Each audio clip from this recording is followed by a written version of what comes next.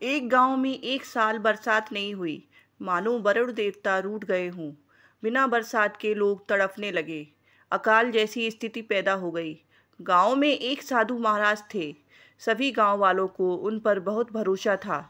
बेहाल गांव वाले साधु महाराज के पास गए और कोई उपाय सुझाने की प्रार्थना करने लगे।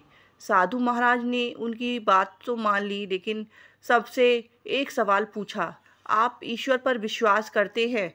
सबने हाँ में जवाब दिया।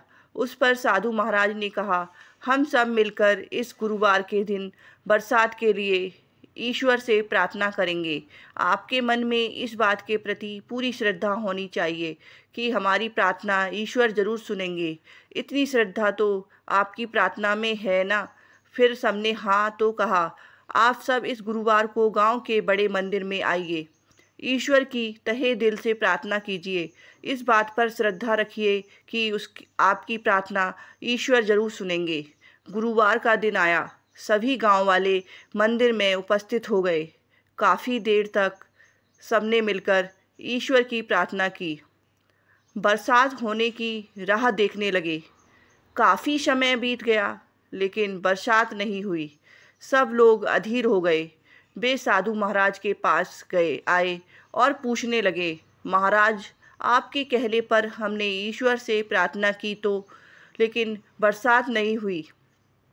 ऐसा क्यों? साधु महाराज गंभीर हो गए। उन्होंने सभी गांव वालों से एक ही सवाल पूछा, मंदिर में आते समय आप में से कितने लोग छाता लेकर आए? जो लाए हैं वे अपना हाथ ऊपर उठाएं। किसी का भी हाथ ऊपर नहीं उठा। यह देखकर साधु महाराज ने लोगों से कहा, देखिए कितनी श्रद्धा है आपकी ईश्वर पर।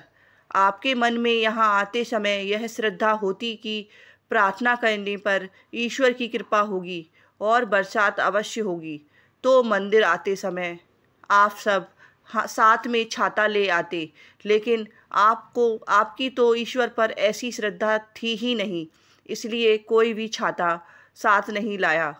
जब मन में श्रद्धा ही नहीं तो उसका फल कैसे मिलेगा? साधु महाराज के कहने पर सभी गांव वालों की गर्दनें झुक गई। उन्हें अपनी गलती का एहसास हो गया।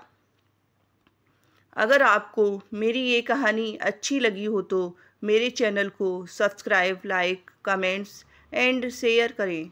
Please, thank you.